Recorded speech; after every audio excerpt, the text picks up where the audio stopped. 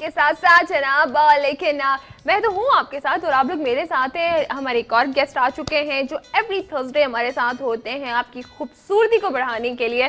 तो जो आज का टॉपिक है उससे भी आपकी खूबसूरती में इजाफा हो सकता है। ऑफ कोर्स क्या आपका दिल किसी की तरफ से साफ हो जाएगा, आप किसी से माफ़ी मांग लो, किसी से सॉरी एक्सक्यूज़ कर लो, तो डेफिनेटली दिल बिल्कुल जो है ना वो मुतमईन हो जाता है। साथ साथ और अपनी ब्यूटी को एनहांस करें। हमारे जो इतने अच्छे अच्छे से गेस्ट होते हैं वो आपकी ब्यूटी को बढ़ाने के लिए, आपकी जो प्रॉब्लम्स हैं उनको सॉल्व करने के लिए हमारे साथ होते हैं। तो डॉक्टर जावेद फारूकी हमारे साथ हैं, कॉस्मेटोलॉजिस्ट एंड डर्मेटोलॉजिस्ट। इनसे करते हैं बात और साथ साथ आपके टॉपिक भी डिस्कस करेंगे। अस्सलाम वालेकुम। क्या हाल है जी? ठीक ठाक। आप बताइए कैसे हैं?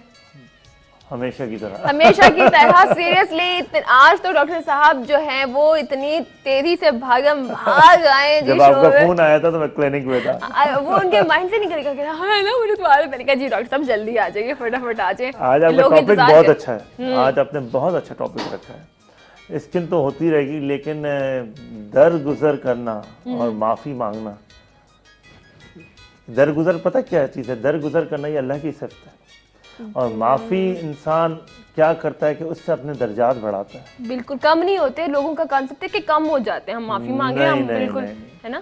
आप किसी से माफ़ी मांगने से, जैसे मैं कहता हूँ तारीफ करने से आपके दर्जात बढ़ते हैं। इसी तरह किसी से माफ़ी मांगने पे तो अल्लाह से तो माफ़ी मांगनी है, तो हर लम्हे शुक्र करना है और माफ़ी मांगनी है। और फिर अल्लाह के बंदे से किसी से जाके अगर आपको लगा है कि उसको तकलीफ़ हुई है, किसको आपने नाराज़ किया, तो यार दो अल्फाज ही तो हैं।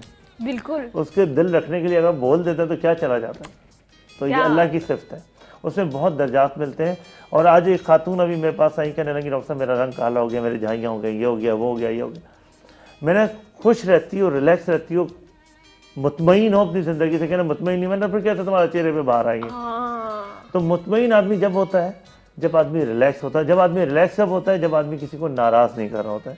और अगर किसी से नेचुरली आप हर आदमी को खुश नहीं रख सकते, लेकिन कहीं ना कहीं अगर आपसे किसी को तकलीफ़ हो गई है तो यार चले जाओ। मैं तो ईद बकरीद पे हमेशा कोशिश मेरी ये होती है कि यार अगर कोई दोस्त है, फ्रेंड्स है, आपके साथ उठता बैठता है, एक ज़िंदगी आपके साथ गुजारी है और कोई किसी बात पे बदमज़गी हो गई है तो यार ईद वाले दिन जाके उसे गले मिल लो और चिपट जाओ उसे जाके, यार कोई बात नहीं है, जिंदगी इतनी सी तो है। और सब आई थिंक कि फौरन सिर्फ एक गले मिलने से या सॉरी कह देने से खत्म हो जाती है ना, बातों को नहीं दोबारा से। हस्बैंड एंड वाइफ है, हस्बैंड एंड वाइफ का कैसा एक रिश्ता है, वो कैसे हस्बैंड एंड वाइफ साथ रह सकते हैं कि हम एक दिल में किसी के लिए बात रखें। बिल्कुल। और जो कि बिल्कुल उसमें अगर देखा जाए तो 99.9% उसका कोई बेस नहीं होता।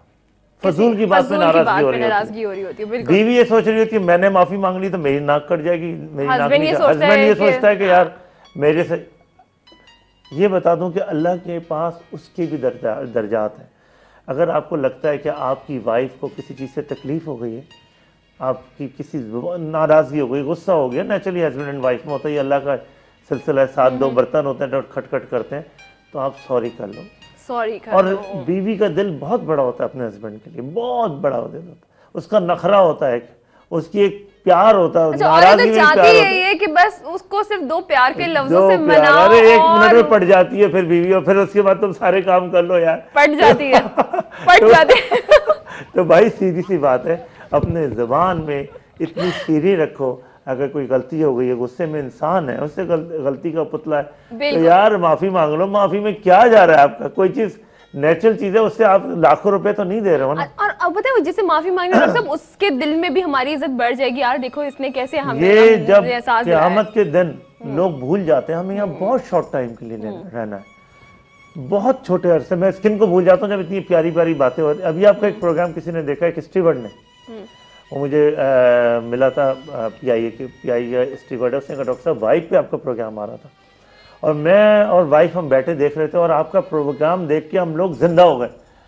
हम जनरल बातें कर रहे होते हैं यार, कोई एक अनोखी बात तो नहीं कर रहे होते। मतलब भागता दौड़ता पेशेंट देखता वही आया, तो जो रूटीन की चीज़ें होती हैं ना वही चीज़ें होती हैं। बच्चे अपने पेरेंट्स से माफ़ी मांग लें, हम अपने बड़ों से, बुजुर्गों से, अगर बुजुर्गों को कोई किसी चीज़ की तकलीफ़ हो गई है, बात हो गई है, या माँ बाप को कोई हो गई है बात, तकलीफ़ हो गई है, तो दो अल्फाज, दो वर्ड्स, माँ से माफ़ी मांगना कितना बड़ा दर्जा है।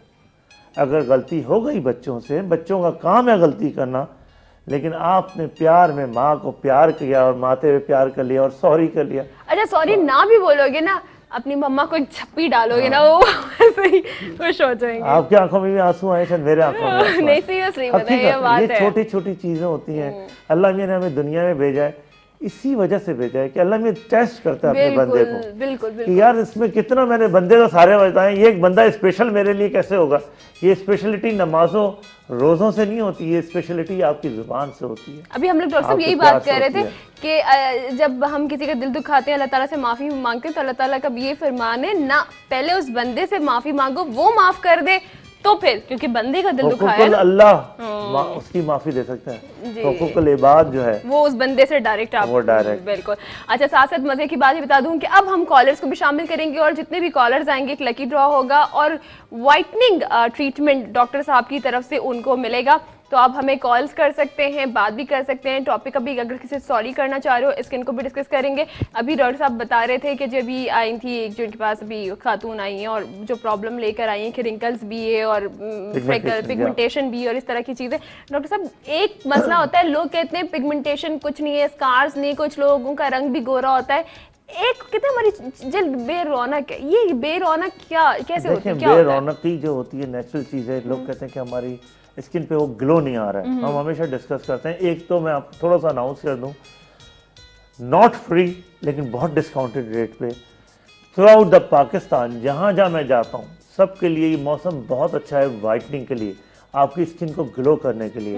हम लोग भी चाहते हैं कि इसमें बेस्ट ट्रीटमेंट दे दें कि जिनके पिगमेंटेशंस हैं, जिनके स्कारिंग है, जिनके एक्नी है या हेयर फॉल हो रहा है, उनको मैं ये 2-3 मंथ्स बहुत अच्छे डिस्काउंट रेट पे, स्पेशली वाइफ की तरफ से, अन्ना की तरफ से। तो एनीवे, लेकिन फ्री हम इसलिए नहीं कर सकते। देखें ये ना आपके पेट में दर्द हो रहा है, जितना हो सकता है, जो मैक्सिमम हो सकेगा मैं इसमें, इवन जो क्लिनिकल ट्रीटमेंट्स हैं उसमें हम डिस्काउंट देंगे।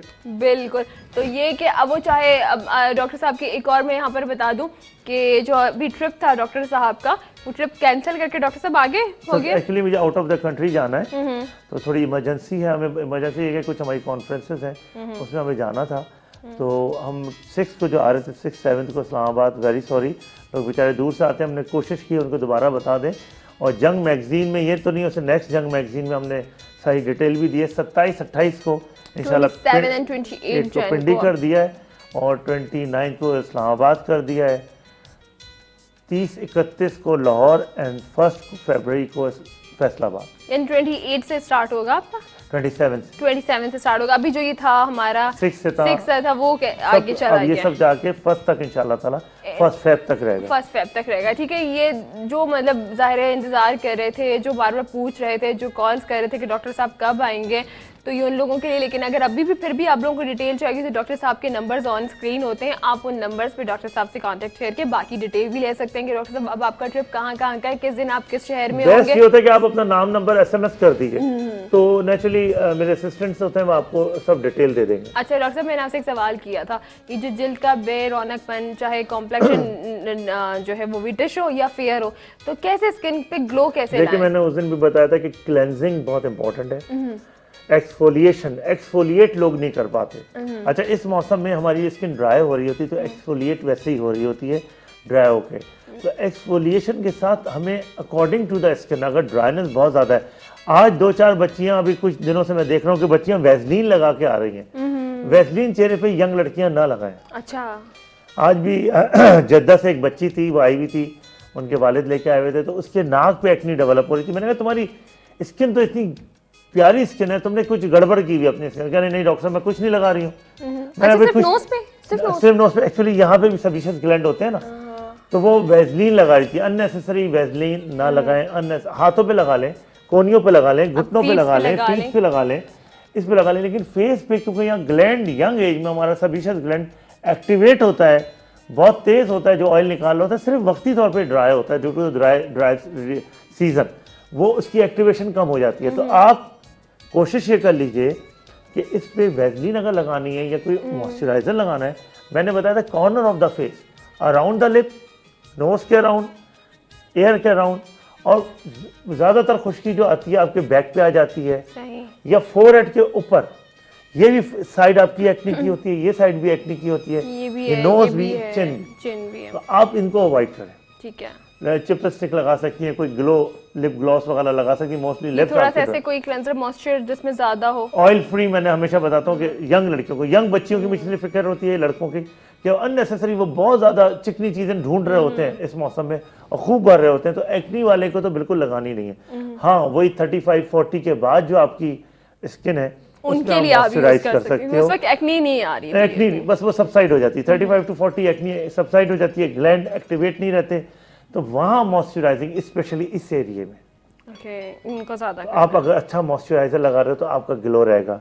तो एक्सफोलिएशन जो है ना वो बहुत जरूरी है। हमारी स्किन को जो डल कर रही होती है वो डेड स्किन जमा होती चली जाती है। एपी ऊपर की जो स्ट्रैटम कॉर्नियम होती है, स्किन की 7 लेयर्स होती हैं ऊपर वाली एपिडर्मिस के अंदर, जो ऊपर की स्ट्रैटम कॉर्नियम होती है, तो वो स्ट्रैटम कॉर्नियम टूट टूट के जमा होती चली जाती है, वो एक्सफोलिएट नहीं हो रही होती है। ये सेल्स जो होते हैं ये प्रोटीन सेल्स होते हैं और फैट सेल से मिले होते हैं, लिपिड सेल से, तो इनको टूट के निकलना होता है, बाहर निकलेंगी तो नई स्किन ग्रो करेगी, फ्रेश स्किन आएगी।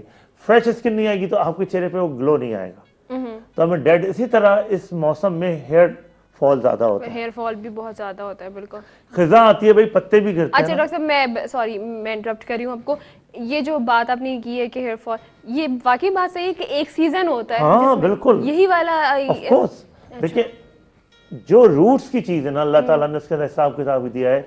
जैसे पत्ते होते हैं गिरते हैं, एक टाइम पूरा हो पूरा हो गया, और इसी तरह फूल होते हैं गिरते हैं, सही, इसी तरह फल आते हैं, अपनी अपनी एज लेके। हाँ, चले एग्जैक्टली इसी तरह एज है, एक स्टेजेस है, एनोजन, टीलोजन, कैटोजन, टीलोजन स्टेज, ये स्टेज पूरी करता है। टर्मिनल हेयर होता है पूरा, 2 से 4 साल के बाद वो डेड होके गिरता है, नया हेयर बनता है। अगर एक बाल नेचुरली निकला हुआ है और अपनी जड़ से टूट गया है, सही, टूट के अटका हुआ है इसके अंदर ही पाइपलाइन में, तो नया जो बाल निकलना है रूट से वो निकलने नहीं देगा।